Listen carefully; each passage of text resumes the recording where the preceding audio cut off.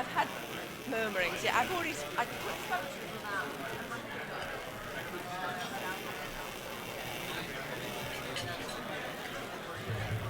Oh, it's good info. Hello.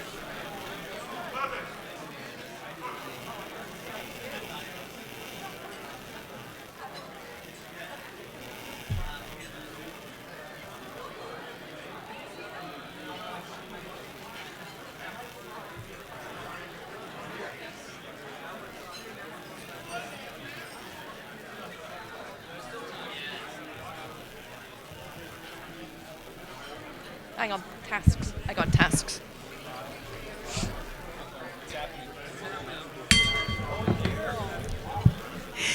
It's noon o'clock. It's time to find your lunch, your friendship, your fellowship, and we will be back at 12:15. Enjoy your meal.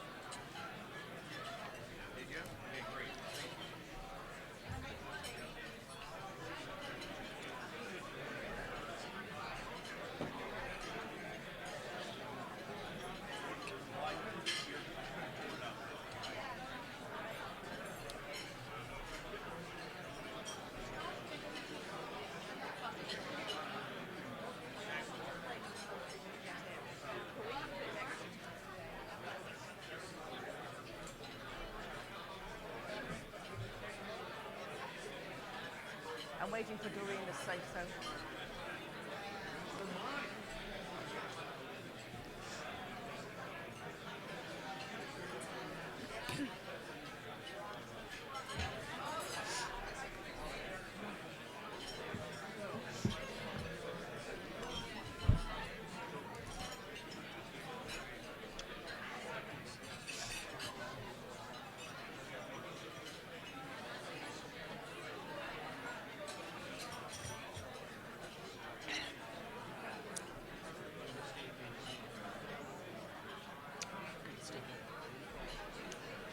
Enough.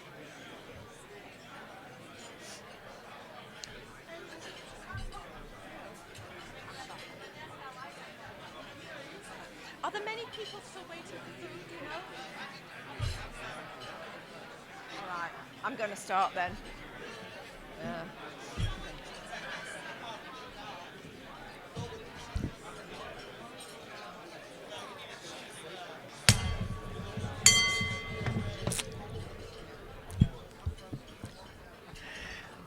Welcome everybody to today's meal. You will notice neither Dorina nor I are grey-haired or frizzy-haired this morning, despite the frantic efforts we went to last night. However, the same can't be said for Pat. He is grey-haired. We do apologise about President Robbins not being here. However, please stand. We're going to have the pledge and the song. And we've got so many people here, I started a moment or two late to allow the queue to get through from the food. So, Elijah Nadoya, I'd love you to come forward, please, and introduce the pledge and the song. Hello, everybody. How we doing? I got to bend over a little bit. What can I say? All right. Listen to the flag of the United States of America and to the republic for which it stands, one nation, under God, indivisible, with liberty and justice for all.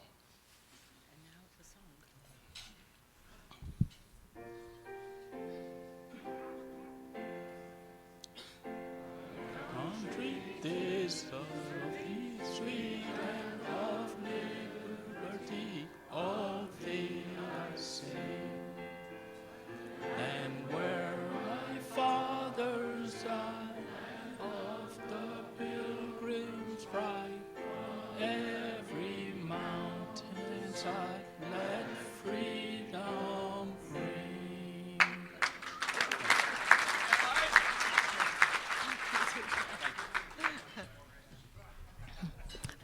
Elijah, you are allowed to bend the microphone upwards, so trust me, no problems. We have some get well wishes. I'm going to start off with our brand new member, Coyote Erickson, recently fell off a ladder and shattered his pelvis. So all of you promise me no ladder climbing, all right? Right. Cards are going around, but we do wish Coyote all the very, very best. And next is that, as you know, Sarah Gar's husband has been very seriously ill, and it was anticipated that he would pass. He was battling cancer and he passed the other day. We heard about that. So a moment's silence, please, for Sarah Gar's husband, Bruce Aarons. Cards are going around.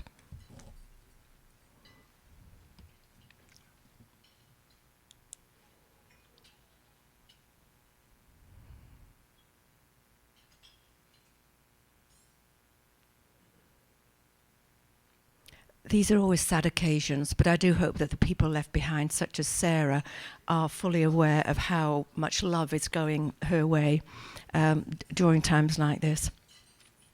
I forgot to mention that Elijah has been with us since November the 16th, 2023, which just happened to be my birthday. Good on you, Elijah. Thank you for being with us. And we now have Dan Calm, who is going to give us the inspiration. He's been with us since January 2020. Dan.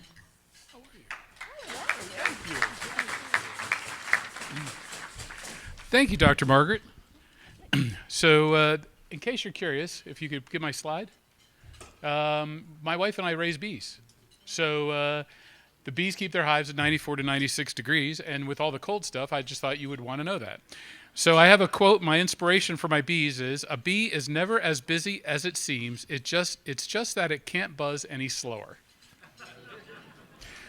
So with that, I'm moving on to the introduction of guests, and we have a number of guests. So what I will say to you guys as guests is, if you're a guest and you're looking for a place to make lifelong friends, to plug in and make a difference, and be part of a fantastic group, I highly encourage you to consider our Rotary Club. We have a wonderful amount of people here, and if you need information, you see our badges, ask one of us, and we'd be happy to tell you about our club.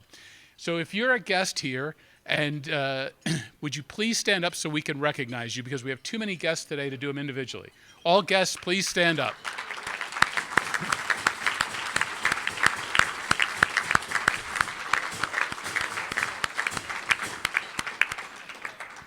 And I'll let you in, so I'm supposed to do the raffle next, but John Duvall won the raffle last week, and the pot was over $2,000. And it was such a stunning win and such a stunning outcome that Dorina forgot the new deck of cards to start over. So there is no raffle today. So with that, Dr. Margaret, I leave you the podium.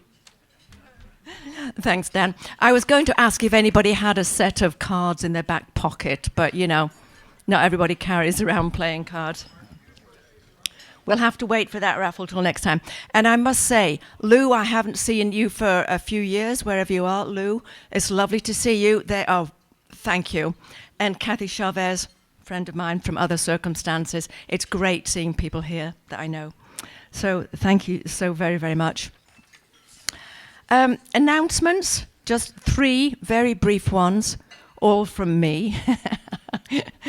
I take my time at the podium seriously and I use it.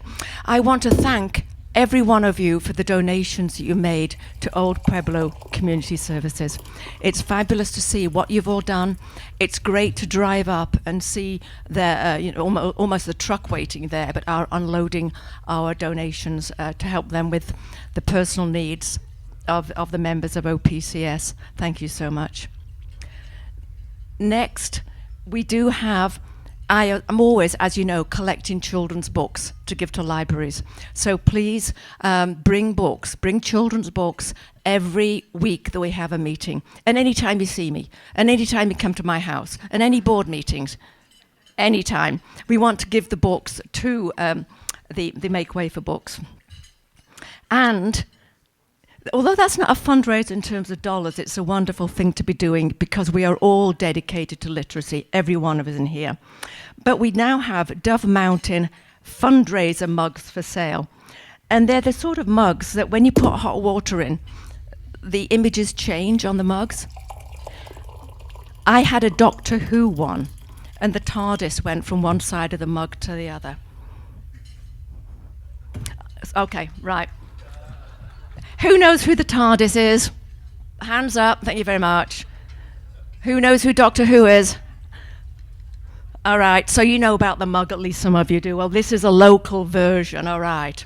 And they are, I believe, it says $25 at the back here. It's fundraising. I'm going to be buying several and sending them to different countries, to families. So please, go and buy and help Dove Mountain with their fundraising. Enough from me, and I'm now going to ask Pat Zumbush to come and introduce our speaker for today. Again, please know that President Robbins is ill and cannot be here today. He is planning on rescheduling. Thank you, President Margaret.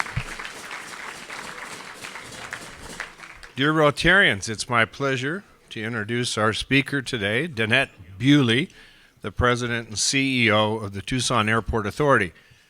Danette Bewley is the president of the authority. Prior to her designation as president and CEO, she was the vice president of operations, COO, joining TAA in 2012, and was responsible for overseeing day-to-day operations for the Tucson Airport Division and Ryan Airfield. Ms. Bewley earned her designation as an accredited airport executive, a professional designation earned through the American Association of Airport Executives, AAAE, and has been a member of that board of directors for over 10 years and served 11 years on the AAE Board of Examiners, including 5 years as its chair. She presently serves on the board of the Airports Council International, which is a worldwide organization.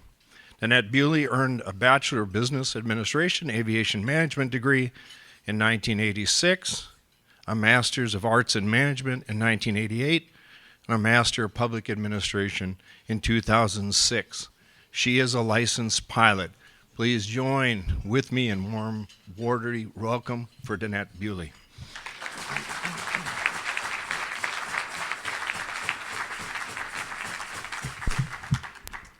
When you list all those years, it makes me sound really old. Nobody do that math. Thank you so much for inviting me today. I'm sorry about Bobby Robbins not being available today, and I'm just glad that I can fill in where I can. I'm always excited to come and talk to groups about the airport. It's actually my favorite topic in the whole wide world, and it's my hobby, and it's everything. So it is wonderful to be here. All right, Bruce told me. Oh, I did it. One of the things I think is always interesting to talk about is how did I get where I am today? Well, it's all because of my dad.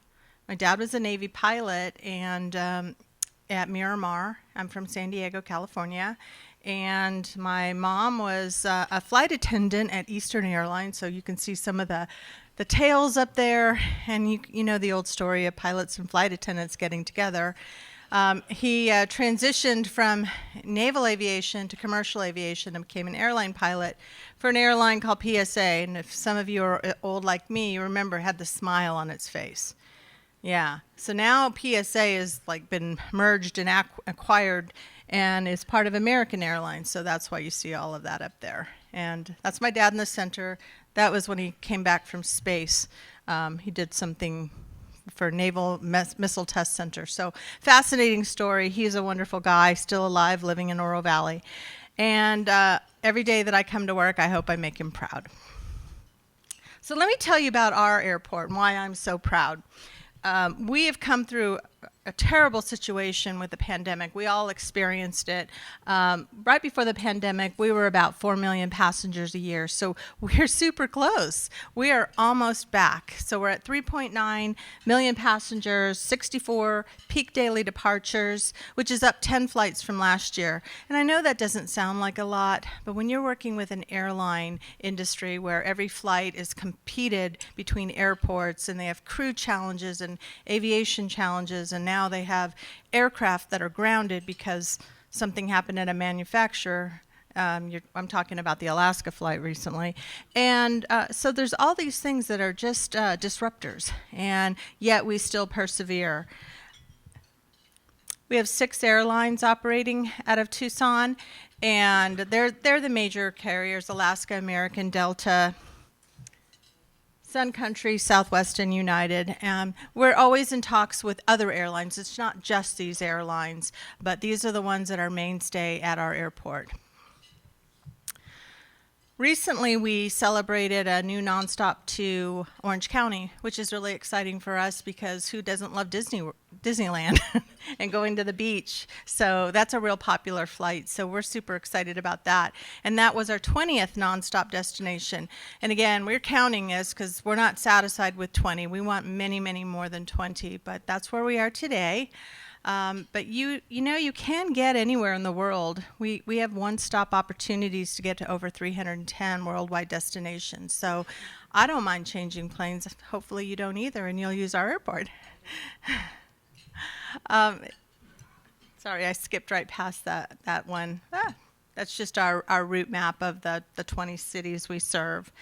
This is a recovery trend on COVID, and I just wanted to show this to you because it's always kind of interesting to look at what was happening right before COVID, where we were, the big dip we took, and then the climb out. So we're in the climb out phase right now. Now this is a projection that goes out 20 plus years. So looks like our projection, according to one of our consultants, Mead and Hunt, is that we will continue to grow, notwithstanding any more industry disruptions.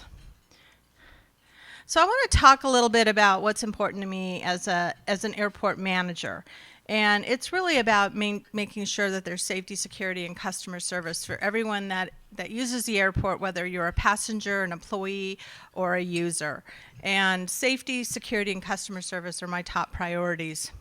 So I want to tell you a little bit about a project that we have going on right now. It's called the Airfield Safety Enhancement Program, and it's about a $400 million project, and it's to transform our airfield. Right now, we had 2 parallel runways. One is useful for airlines and the military. The second parallel, the other runway, was only large enough for general aviation. It really didn't serve its purpose. And over the years, FAA standards changed, and that runway was too close to the main runway. So we needed to move it. So that's what we're doing right now. So we're moving it, and not only are we moving it, we're going to build it to the same size and length as our main runway, so we have dual runways. So we have redundancy, we have capacity, and most importantly, we have safety. We just demolished this parallel runway about 3 months ago, so we're starting in the reconstruction. That whole phase will take about 2 years, and this phase of the work of the $400 million is about $180 million. Most of this money we do get federal grants, but the fun thing about federal grants is that we have to have the money first, pay for it, and then we get reimbursed on the back end. So we have to make sure we've got our ducks in a row and our pennies in our penny bank, ready to go, and we do. So we've been working on that for a couple of years. One of our partners is the Air National Guard. They've been amazing. They bring money to the table as well because they have access to MILCON funds, and they want this as badly as we do. So we've really been able to double up our efforts and really maximize grant opportunities. So if everything goes well, we'll have our new parallel runway commissioned and in operation in about 2 years. And then we have another 2 years of work to just kind of connect the dots and then finish the whole project. So it's exciting for us, for career people like me and Bruce. Working on an airfield and transforming an airfield it's a legacy thing. It's a real career opportunity for us, and we just love this opportunity to be able to do this for our airport and for this community. So my other thing is security. There's a lot going on in the world of security. Our friends at the TSA are never shy about introducing new regulations that are unfunded on airports. And we love them for that. We really do. Recently, to meet one of their mandates, we had to really increase our police presence, and I'm not opposed to that. I think law enforcement is super important, whether it be the regular officer or our canine explosive detection teams. Those are really important, and our canine teams are part of the Pima Bomb Squad, so they go all around. In fact, our teams are the teams that cleared the Super Bowl. They spent 11 days last January in Phoenix clearing the Super Bowl. So give our teams a shout out because that was really great. Now, yeah. Don't worry, we didn't send them all up there. We still had some down here to take care of us. But there's a lot going on in the world of cybersecurity, and we're working our way through that right now on advanced access control systems and a whole host of cybersecurity initiatives. It's very important for us because as a public service, we don't want to be taken down by the bad guys from far across the world. Yeah, and customer service. Hey, does anyone recognize that painting right there? Miss Diana Medeiros?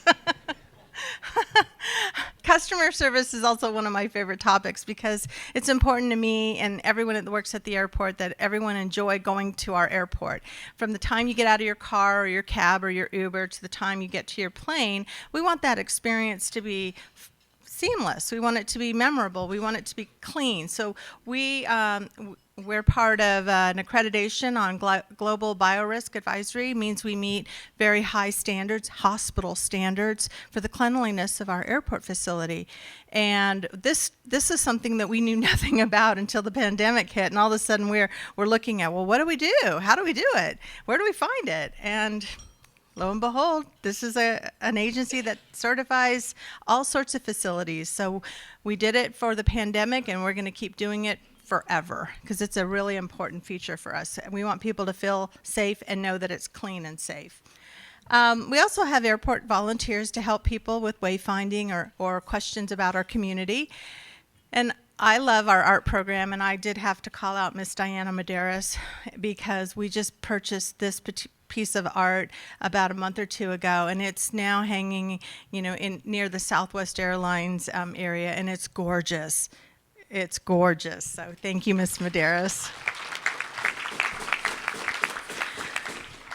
The other thing I'm really proud of, and I'm going to call out Mark Irvin on this one, is the military lounge. Many people were involved in really redeveloping this horrible, sad little lounge, and it looks so beautiful because of the efforts of Mark and all of the people that donated. And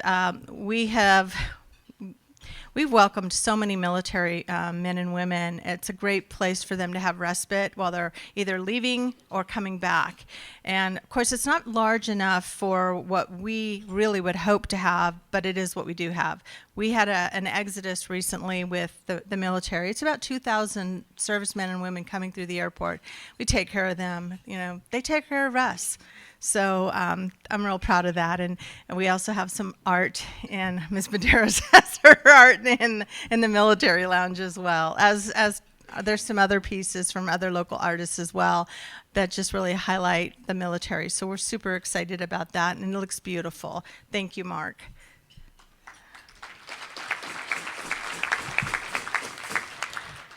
So a couple minutes ago, I showed you that trend where it looks like it's just going straight up into orbit. And that's really important for us because in order to plan for what's next, we really need to know where we are and where we think we're going and get our ducks in a row. So what we've been doing is planning for a new terminal expansions. There we go. And for those of you that have used our airport, we've got the two concourses. And it's a little bit disjointed because you can't get between one to the other because they're in different areas. You have to go through a separate security.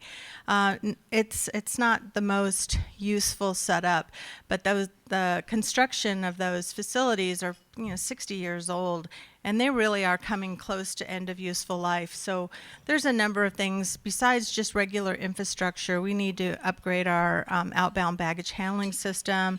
We want to enhance just the customer environment, also provide additional gates and wider spaces so the airlines can have a better operation than they do today.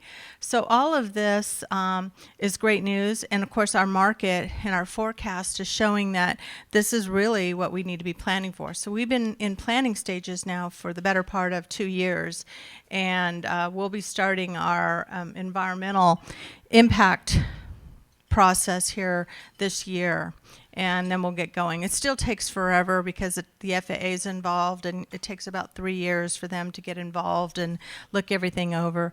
And we want to make sure that we finish our airfield project as we're ramping up for the terminal project, so we have our cash flow lined up. Let's see here.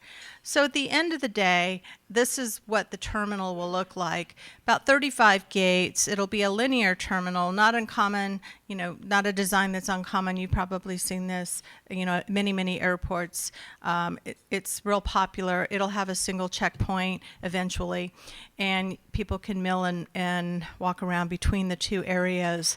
And the concept as it's laid out there, it's a little over $1.1 billion. That's in today's dollars. If any of you have a crystal ball on how much inflation will be, I'd really like to know. But for the time being, that's where we're at on that. So it's exciting, and I'll say this, the airlines are very supportive of this. They really have been asking us to move forward on a number of these plans. So the airlines want it, we're going to deliver it.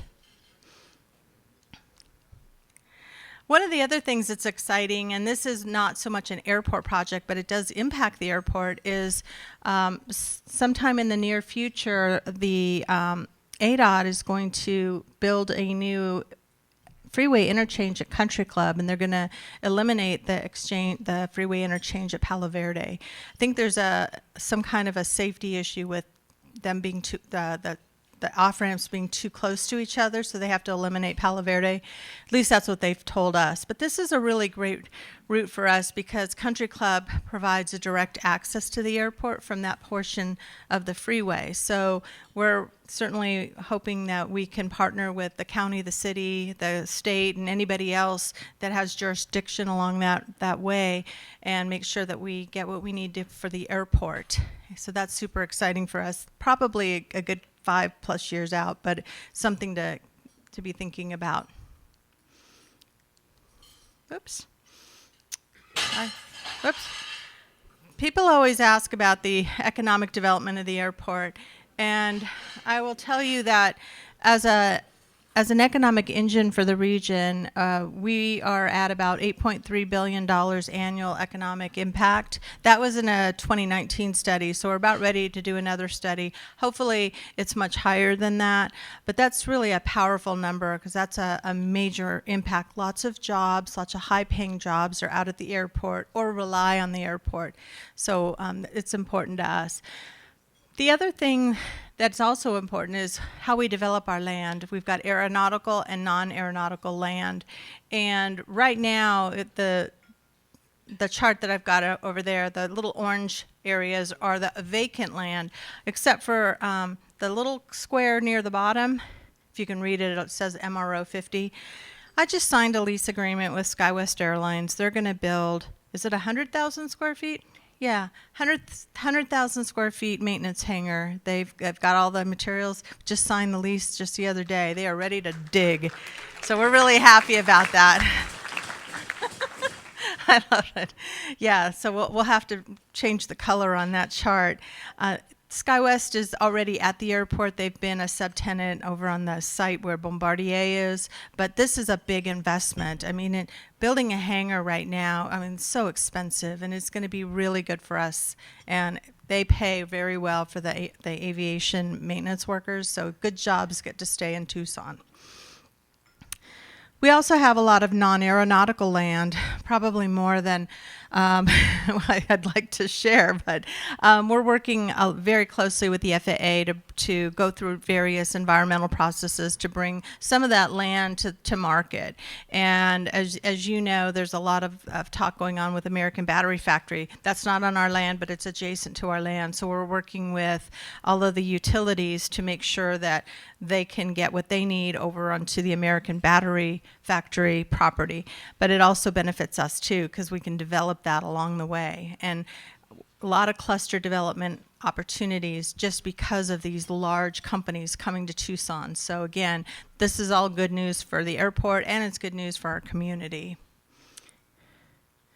Let's see here. So I'm going to leave you with one point. You know, it's really important that we have community advocacy of the airport. You know, we're like a little mom and pop shop. You know, if you've come use us, you know, come to our diner, eat at our diner instead of going to the big box restaurant, you know, then we can survive. The airlines look at all of the data, so it's really important that if you can use Tucson as your airport of choice, please do so. They track everything. They know where you fly, they know where you live, they know your credit card, they know everything about us. And they know when you tried to get a ticket at Tucson, but you couldn't because our load factors are high, and maybe you couldn't buy a ticket, and then you had to go to Phoenix. They know that as well. So they look at all of that, and we're constantly having the conversation about what is the best market if we can add a flight in, you know, with the airlines. So, but we have to use it. That's super important, and I just can't say that enough. The other thing is, again, the leakage right now out of Tucson's about 30%, a little over 30%, and that's something that we're working on constantly. It was a little higher before the pandemic, so I appreciate all of you who are using the airport to keep our numbers down so that the airlines will add flights. And as I mentioned a few moments ago, we added 10 flights this year, so we are doing it, and the airlines are seeing it.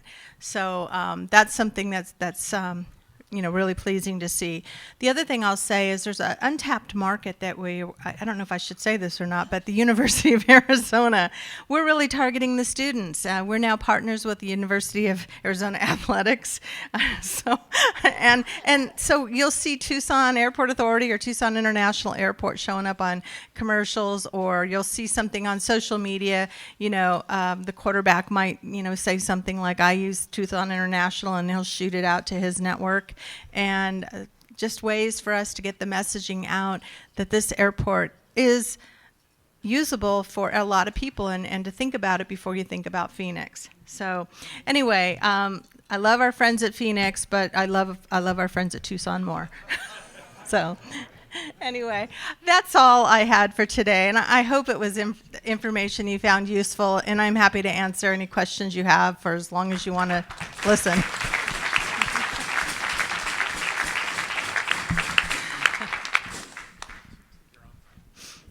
Thank you very much. That was a great talk. Love the airport. There was an article in the paper just recently about the enormous, shocking number of loaded handguns found in carry-on bags by TSA. Is that a problem in Tucson, and what do you do about it? And two, could you expand the cell phone lot? Okay. Yeah, people got to look at what's in your bag before you pack it and go to the airport. I don't know. I think that's just a human nature thing. We haven't had as many as, a lot of the airports, but we have a few every now and then. It just happens. People forget what's in their bag. And as far as the cell phone lot, we'll have to look into that. I think there's a TEP substation right next to it. There's something there. Oh, yeah. Hi. I just want to say that I always, always, always choose to fly out of Tucson. Thank you. Never go to Phoenix. I love the Tucson airport. Thank you for having a great place for us. Well, thank you. It's people like you that make it so much fun for us to do what we do. My name is Jerry Hallowell. I have 6 grandchildren living in the Boston area. Is there any chance we can get a nonstop to the East Coast? And New York. You know what? There is. We've been talking to an airline about Boston. That's one of our target markets. We have a number of target markets, and that's one of them. And if we can steal an airline or an aircraft from another airport to plug it in, we'll try. Hi there, how you doing? I saw this morning that private aviation is up 50% since COVID, and obviously a lot of money from California has been moving to Arizona. What have you seen with Millionaire and Atlantic with private aviation coming into Tucson with jets and so forth? Well, what I'm seeing is they want to expand to meet their demand. Atlantic has plans to expand, as does Millionaire, and we're working on some tenant improvement discussions as we speak. So yeah, a lot of private aircraft, net jets, and the airline or the sharing of aircraft, that's really up right now too. So yeah, we see it at our airports. Hi, Diane. You had told, or Danette, you had told me that you have to break even or you run your operation that way. So what's the biggest opportunity and the biggest threat, speaking from a business side, from the airport authority? Well, 65% of our revenue comes from airlines, so that's super important for us to make sure that we have good air service that you all use and that is profitable for the airlines. The other 35% comes from other sources, so it's that's really important to us because we lose a flight, it can affect our budget after a certain period of time. So, we have to operate as a low-cost airport so that we attract the airlines and keep them at our airport. Hello, my name is Curtis Dawson. Hi. I don't know why that's funny. I was just wondering, the 20% of the flights that Alaska canceled, did that impact Tucson at all? Yeah, we had a couple of the 737 MAX 9s on our routes, and they substituted out. I think we lost one flight like right after it happened. I mean, they canceled it. And I don't mean we lost it. It's somewhere at the airport. No. Yeah, that did happen right away, but they've been shuffling their schedule, and we're a strong market, so we haven't had a lot of impact so far. Now, I did read that the FAA is going to be inspecting Boeing very closely. So those those aircraft that are grounded might be grounded longer than anticipated. So, but we want them to check this out. I mean, nobody wants to be in an airplane that turns into a convertible. So, it's scary, but we want them to check those planes out. Hi, Mitch. Hi. So thanks again for being here. I just want to kind of build on something you said, right? So I've been here 10 years. I've never driven to Phoenix to drive. I always start here. And if you really think about it, sometimes it's about the same price. Sometimes it's a little more expensive. 2 hours up, 2 hours back. You put all that into account. One of the best things we can do for this community is really fly out of Tucson. Every chance you get, 30% leakage, that's thousands of flights a year, thousands. And the impact that it has on the economy to come out of here, whenever you can do it, that would be great. Well, thanks, Mitch. Mitch always texts me when he's flying, so I always know what kind of an experience he had. It's only positive. It is. It's really good. Well, sorry. Sure, Curtis. Any more questions? Are there any more questions at all? Well, if not, I want you all to raise your hands. Oh, well, sorry. I want everybody that's ever used Tucson Airport to raise their hands, because I want Danette to... Raise your hand if you use the Tucson Airport. Yeah, raise your Yay! hand. Thank you. Well, as our commercial says, make sure you're nonstop for Tucson. Thank you.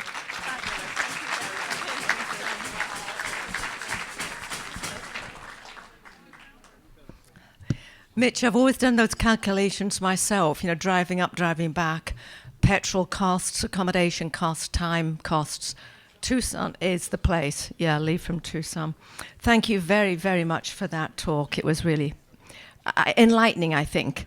And I learned that the word leakage doesn't just mean, petrol coming out, from the airplane as it's flying over the sky. Yeah, leakage is more. But I thank you for that.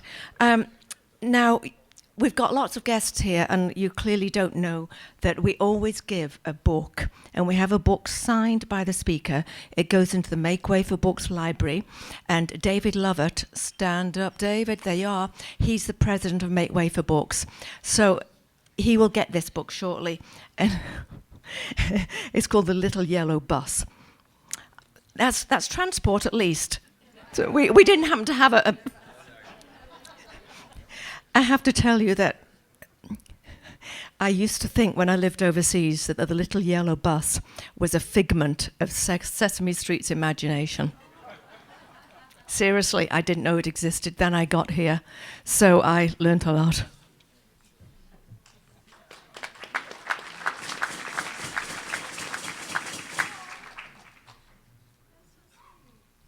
It's nice when somebody's really, really impressed at the fact that they're going to sign a book, which is going to a library and children of all ages will be reading it. Okay. I think that's it for the day. It's an early day for you all, so there are no birthdays to celebrate today. Nobody was born on this day, or at least nobody admitted to it. So unless I've missed something important, I'm going to thank all of you for being here and our virtual guests. Keep in mind that we do have a YouTube, and we hope you enjoyed the meeting. We have blue mugs on the tables. Now, I'm not sure if all of you know, but we do support scholarships for Pima Community College and for the U of A. I did hear some cheering going on.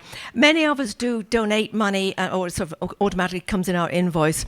But for those who have spare cash and guests who aren't on the invoicing system, please feel free to put money in the blue mugs, and that will go towards the scholarships. So thank you very much for that. And the next meeting is January the 24th. Lee Olitsky, I need a drum roll, will be discussing the 2023 car show results, which are rather fantabulous. And For those who don't know, every year we have this car show, and every year we make thousands and thousands of dollars which go to charities. So next week it will be the big reveal, and we have somebody making a comment here. Yeah, sure, Dan. Wally? Oh, hi. We had a great turnout today, and Old Pueblo was very excited. And just want to say thank you to everybody that contributed. We'll do it again in a little while, but thank you all. Thanks for that comment, Wally. And since we are actually leaving or closing a bit early, and we will have a toast and adjourn in a minute from Dan, our wonderful Sergeant at Arms, if you want to have an unplanned social time, just sit here, casually chat. You don't have to run off. You can stay for as long as you wish and chat. Thank you. Dan. Okay, would you please? My name was mentioned. Oh, yes. Right, January the 20th. Several of us are going to be at the food bank, and we're going to be packing boxes. Bobby, you're arranging this?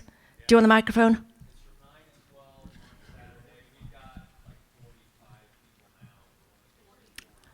45 people. Okay, Bobby, you're going to repeat that, sorry, with the microphone. Okay, we've got about 45 people coming from 9 to 12 at the food bank. We'll be packing 3,000 boxes for families and for seniors. And so I appreciate everybody that's signed up for it. So thank you, guys. Everybody that's going to be there helping, please put your hands up. Okay. We're all going to be packing boxes. Bring strong backs. Do you need any more, or are you happy with your 45? Okay, we're fine. Diana? Oh, yeah. You know that Diana's got this brilliant system. If you sign a sheet to say that you actually did this service project, that's calculated and accumulated, and each month you can be in for some magnificent prize.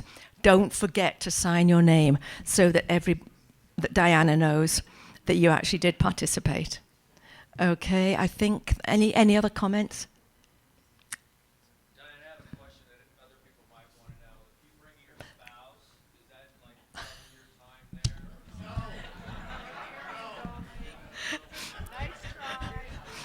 there? Nice try, Bobby. Were you trying to bring your spouse and children? No way. Diana, I'm glad you're tough on this. Yeah, you beat him into submission. Dan, if you'd like to make the toast and adjourn. Please rise and raise a glass.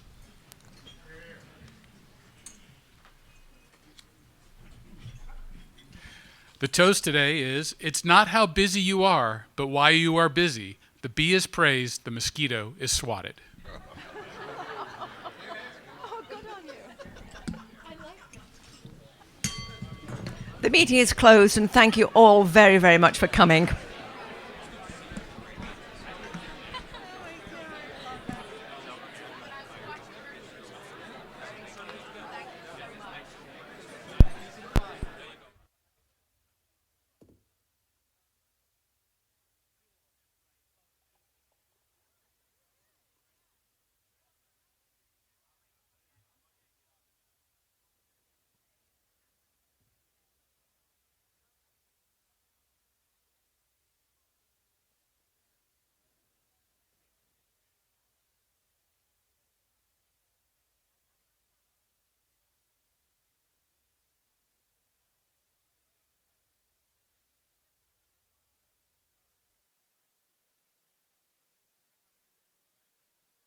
Oh, I'm sorry. Please, a quick reminder.